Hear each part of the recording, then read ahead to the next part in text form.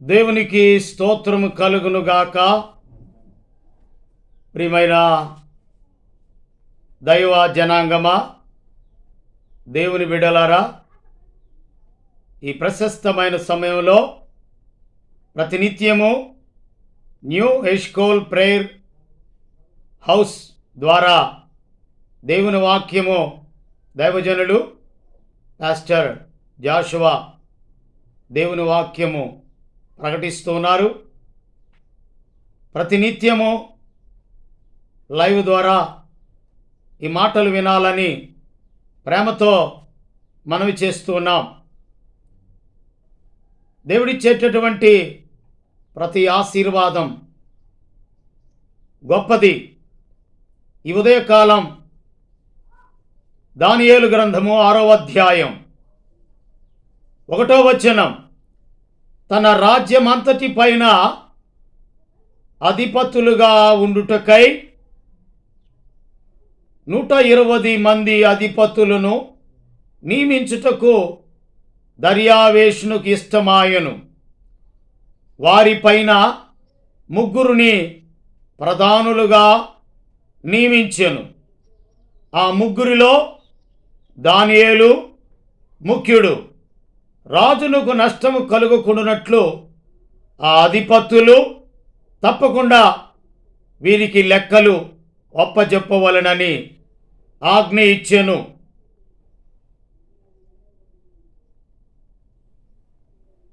ప్రేమ కలిగిన ప్రియా పరలోకమందున్న మా తండ్రి, నీకు వందనాలు చెల్లిస్తూ ఉన్నాం. ఈ ప్రశస్తమైన సమయంలో దేవుని వాక్యము వింటున్నా దైవ జనాంగానికి నీవు మాట్లాడే ప్రతి మాట ఆశీర్వాదకరమైంది. అపాయము నుండి తప్పించి, మరణము నుండి తప్పించి ఒప్పింపజేసే గొప్ప దేవునికి కృతజ్ఞతలు సమర్పిస్తూ ఈ సమయంలో దేవుని వాక్యము నాతో మాతో ముచ్చటించమని రక్షకుడైన యేసు క్రీస్తు నామములో ప్రార్థించి స్తుతించి వేడుకొనుచున్నాము తండ్రి, ఆమెన్. ప్రేమ పూర్ణుడా, స్నేహశీలుడా, విశ్వనాథుడా, విజయ వీరుడా, ఆపత్కాలమందున్న సర్వలోకమందున్న దీనజనాలి దీపముగా వెలుగుచున్నవాడా, ఆరాధింతును నిన్నే లోకరక్షకుడా, ఆనందింతు నీలో జీవితాంతమో, నీ కృప ఎంత ఉన్నతమో వర్ణించలేను స్వామి, నీ కృపయందు తుది వరకు నడిపించు యేసయ్యా. నా తోడు నీవుంటే అంతే చాలయ్యా, నా ముందు నీవుంటే భయమే లేదయ్యా. 6వ అధ్యాయము, దర్యావేషు తన రాజ్యమంతటి పైన అధిపతులుగా ఉండుటకై 120 మంది అధిపతులు నియమించుటకు దర్యావేషునకు ఇష్టమాయను. వారిపైన 3 ప్రధానులుగా నియమించెను. ఆ 3లో దానియేలు ముఖ్యుడు. రాజునకు నష్టము కలుగకుండునట్లు ఆ అధిపతులు తప్పకుండా వీరికి లెక్కలు ఒప్పజెప్పవలెనని ఆజ్ఞ ఇచ్చెను. దీనిలో అర్థం ఏమిటంటే, నిన్ను వలె నీ పొరుగువానిని ప్రేమించుట. ఆ రాజు దర్యావేషు, ఆ దర్యావేషు రాజుకి నష్టము కలుగకూడదు. ఆయన ఇష్టం దానియేలు కష్టం.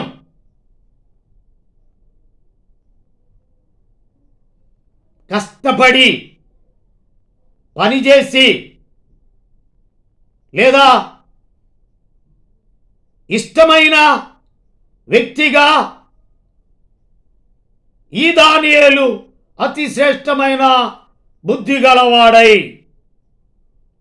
ప్రధానులలోను అధిపతులలోను ప్రఖ్యాతి నొంది ఉండిన గనుక రాజ్యమంతటి మీద అతను నియమింపవలనని రాజు ఉద్దేశించెను. దానియేలు అతి శ్రేష్టమైన బుద్ధి గలవాడు కనుకనే ప్రధానులలోను అధిపతులలోను ప్రఖ్యాతి నొంది ఉండిన గనుక రాజ్యమంతటి మీద అతని నియమింపవలనని రాజు ఉద్దేశించెను.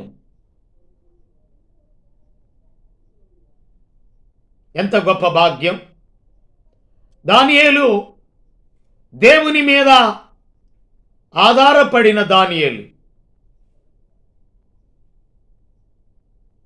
నీవు తప్ప నాకు ఈ లోకంలో ఎవరున్నారయ్యా, నీకు తప్ప ఎవరికి చోటే లేదయ్యా, నీవు తప్ప నాకు ఈ లోకంలో ఎవరున్నారయ్యా, నీకు తప్ప నాలో ఎవరికి చోటే లేదయ్యా, దావీదు కుమారుడా నన్ను దాటిపోకయ్యా, నజరేతువాడ నన్ను విడచిపోకయ్యా. దానియేలు దేవునికి తప్ప ఎవరికి ప్రాధాన్యత ఇచ్చినవాడు కాదు.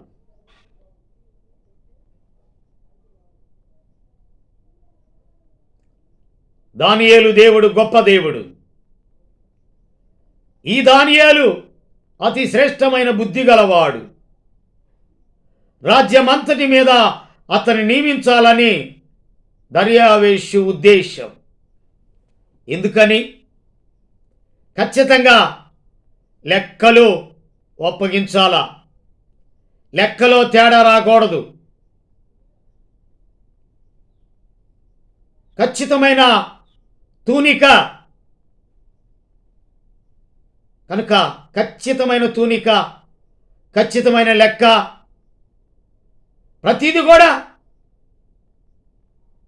లెక్క ఖచ్చితంగా ఉండాలి. అలా లేని చొప్పున అసంపూర్ణులుగా, అవివేకులుగా, దానియేలుకు వ్యతిరేకంగా, దేవునికి వ్యతిరేకంగా ఒక చట్టం పుట్టించారు. అందుకు ఆ ప్రధానులు అధిపతులను రాజ్యపాలన విషయంలో దానియేలు మీద ఏదైనా ఒక నింద మోపవలనని ఉండి తగిన హేతువు కనిపెట్టుచుండిరి. కానీ దానియేలు నమ్మకస్తుడై ఏ మాట అయినను ఏ తప్పైనను చేయువాడు కాడు గనక దానియేలులో తప్పైనను లోపమైనను కనుగొనలేకపోయేది. అందుకు ఆ మనుష్యులు అతన్ని దేవుని పద్ధతి విషయమందే గాని మరి ఏ విషయమందును అతనిలో లోపము కనుగొనలేమనుకొనిది.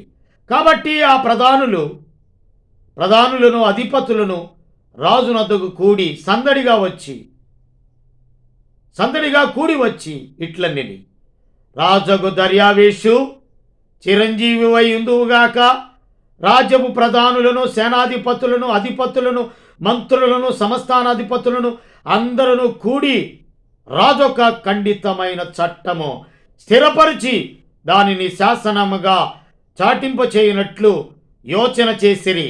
ఎట్లనగా 30 దినముల వరకు నీ యొద్ద తప్ప మరి ఏ దేవుని యొద్దనైనను మానవుని యొద్దైనను ఎవడను ఏ మనవియు చేయకూడదు.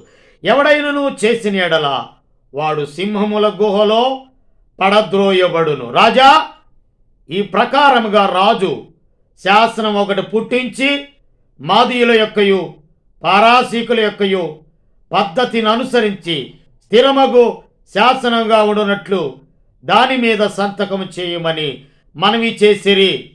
కాగా రాజుగు దర్యావేషు శాసనము రాయించి సంతకము చేసెను. ఇట్టి శాసనము సంతకము చేయబడినని దానియేలు తెలుసుకొనినను అతడు తన ఇంటికి వెళ్ళి యథాప్రకారముగా అనుదినము ముమ్మారు మోకాళ్ళుని తన ఇంటి పైగది కిటికీలు యెరూషలేము తట్టునకు తెరువబడి ఉండగా తన దేవునికి ప్రార్థన చేయుచు ఆయనను స్తుతించుచూ వచ్చాను. తన దేవుడైన దానియేలు ప్రార్థన చేయుచు స్తుతించుచు వచ్చుచున్నాడు. శాసనం ఒకటి పుట్టించారు. ఎవరెవరు? ప్రధానులు, సేనాధిపతులు, అధిపతులు, మంత్రులు, సమస్థానాధిపతులను అందరూ కూడి ఐదుగురు ఒక్కడు. ఈ ప్రశస్తమైన సమయంలో ఈ ఐదుగురు వారి ఇష్టానుసారంగా ప్రవర్తిస్తున్నారు. వారి ఇష్టం ఏమి తీసుకొచ్చింది? దానియేలు. ఈ దానియేలు అతి శ్రేష్టమైన బుద్ధి గలవాడు, అనగా ప్రార్థనాపరుడు. బహు కష్టంతో ప్రార్థన చేస్తున్నాడు, బహు ఇష్టంతో ప్రార్థన చేస్తున్నాడు. సాడీలు చెప్పారు. ఆ మనుషులు గుంపుగా కూడి వచ్చి దానియేలు తన దేవునికి ప్రార్థన చేయుటయు ఆయనను బతిమాలు కొనుటయు చూచి రాజు సముఖమునకు వచ్చి శాసన విషయమును బట్టి, రాజా, 30 దినముల వరకు నీకు తప్ప మరి ఏ దేవునికైనను మానవునికైనను ఎవడను ప్రార్థన చేయకూడదు. ఎవడైనను చేసిన ఎడల వాడు సింహముల గుహలో పడద్రోయబడునని నీవు ఆజ్ఞ ఇయ్యలేదా అని మనవి చేయగా, రాజు మాదీయుల యొక్కయు పారాసీకుల యొక్కయు పద్ధతి ప్రకారము ఆ సంగతి స్థిరం, ఎవరును దాని రద్దుపరచజాలరనెను. అందుకు వారు చెరపట్టబడిన యూదులలోనున్న ఆ దానియేలు నిన్నే గాని నీవు పుట్టించిన శాసనమునే గాని లక్ష్య పెట్టక అనుదినము ముమ్మారు ప్రార్థన చేర్చు వచ్చుచున్నాడని. రాజు ఈ మాట విని బహుగా వ్యాకులపడి దానియేలును రక్షింపవలనని తన మనస్సు దృఢం చేసుకొని సూర్యుడస్తమించే వరకు అతన్ని విడిపించుటకు ప్రయత్నం చేసెను. ఆ మనుష్యులు దీన్ని చూచి రాజు సన్నిధికి సందడిగా కూడి వచ్చి, రాజా, రాజు స్థిరపరిచిన ఏ శాసనము గాని తీర్మానం గాని ఎవడను రద్దుపరచజాలడు. ఇది మాదీయుల యొక్కను పారాసీకులకును విధి అని తమరు తెలుసుకొనవలననిరి. అంతటా రాజు ఆజ్ఞయగా బంట్రోతులు దానియేలును పట్టుకొని పోయి సింహముల గుహలో పడద్రోయగా రాజు, నీవు అనుదినము తప్పగా సేవించుచున్న నీ దేవుడే నిన్ను రక్షించునని దానియేలుతో చెప్పెను.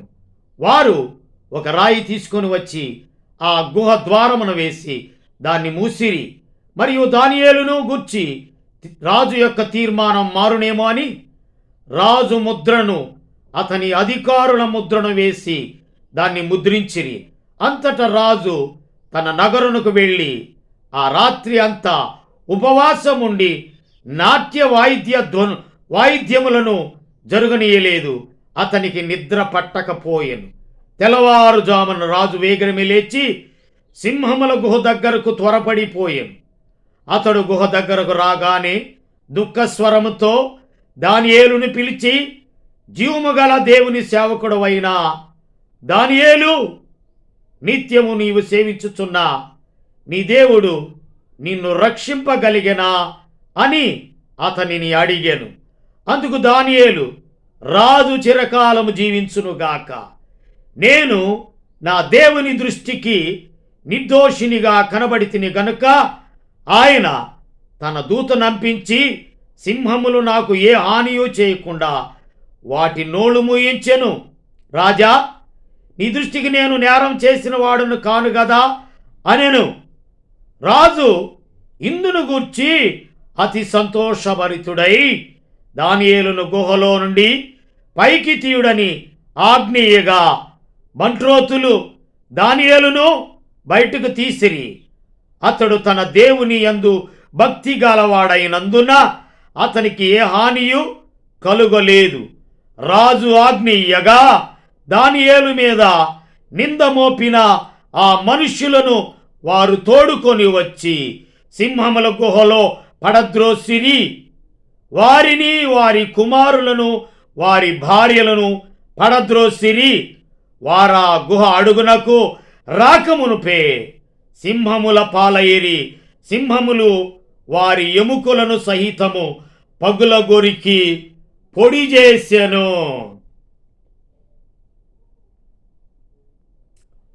వాక్యము సత్యం. నీ వాక్యమే మకరందమై బలపరచను నన్ను. నా యేసయ్య స్తుతిపాత్రుడా, ఆరాధన నీకే, ఆరాధన నీకే. కృపాక్షేమము నీ శాశ్వత జీవము, నా జీవిత కాలమంతయు నీవు దయచేయువాడవు. మహోన్నతమైన నీ ఉపకారములు తలంచుచు అనుక్షణము పరవశించనా. నీ కృపలోనే పరవశించనా. వాక్యం విన్నారు. వాక్యపు వెలుగులో మన తప్పులేంటో మనం తెలుసుకొని ఒప్పుకుంటే సరి. తప్పులు ఎక్కువైపోతే వీళ్ళకు పట్టిన గతి పట్టునుగాక. తప్పులెన్నో చేసి భక్తుడు పాడుకుంటున్నాడు. తప్పులెన్నో చేసి శిక్షార్హులమైతిమి. యెహోవా మహాత్యము గొప్పది ఎంతో, గ్రాహింప శక్యము కానిది. కనుక తప్పులేనో చేసి శిక్షార్హులమైతిమి. కనుక శిక్షకు గురి అవుతారా? శిక్ష రాకముందే యేసు ప్రభువా నేను పాపిని ఎన్నిసార్లు గద్దించినా లోబడనటువంటి వాడు మరి తిరుగు లేకుండా ఈ 5గురు పట్టిన గతే పడుతుంది. నాశనమునకు ముందు గర్వం నడిస్తే ఇలాంటి గతి పడుతుంది. కానీ దానియేలు దేవుడే గొప్ప దేవుడు. దానియేలును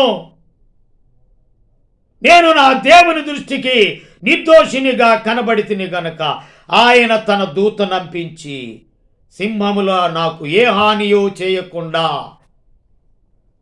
వాటి నోళ్ళు మూయించెను. ప్రేమగల ప్రియుడవైన పరలోకమందున్న తండ్రి, ఈ ఉదయకాలం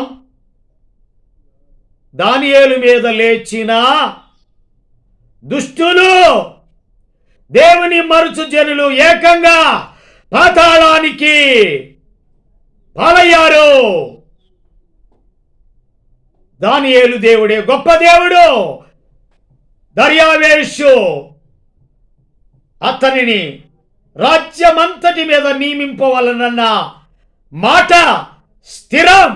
ప్రధానమంత్రిగా చేయబడ్డాడు దానియేలు. నీ మాటలు విని వాటి చొప్పున చేయు ప్రతివాడు బండ మీద కట్టుకున్న బుద్ధిమంతుని పోలి ఉంటాడు. మాటలు దేవుని ఆజ్ఞ అతిక్రమిస్తే మరణం సంభవిస్తుంది. మరణము రాకముందే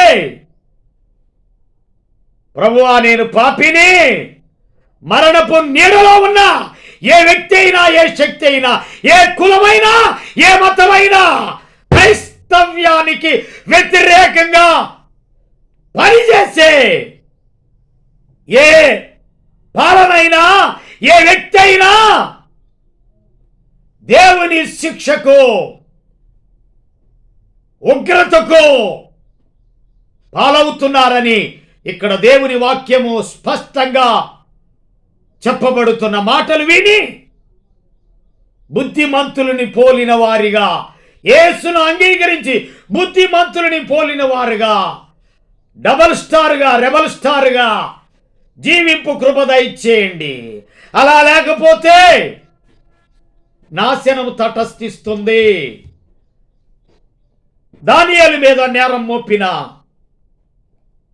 శత్రువులు, సిలువకు శత్రువులు కృతజ్ఞత చెల్లిస్తూ యేసు ప్రభు నామంలో ప్రార్థన చేయుచున్నాము తండ్రి, ఆమెన్. తండ్రి అయిన దేవుని ప్రేమ, కుమారుడైన యేసు క్రీస్తు కృప, పరిశుద్ధాత్మ నిత్య అన్యోన్య సహవాసం ఇప్పుడు ఎల్లప్పుడు సదాకాలం తోడై ఉండి నడిపించునుగాక. ఆమెన్. God bless you. ఇంతవరకును దాదాపు 985 సబ్స్క్రైబర్స్ దేవుని వాక్యం వింటున్నారు. 7600 మంది పైగా దేవుని వాక్యం వింటున్నారు. ఇష్టమైతే సబ్స్క్రైబ్ చెయ్యి, కష్టమైతే మానేసేయి. వాక్యం చూడబాక, లైక్ చేయి, షేర్ చేయి. ఇష్టమైతే నలుగురిని సమకూర్చు. సబ్స్క్రైబ్ చేయి, లైక్ చేయి, షేర్ చేయి. సబ్స్క్రైబ్ చేసుకో. దేవుడి నిన్ను, నీ కుటుంబాన్ని దీవించి ఆశీర్వదించునుగాక. ఆమెన్.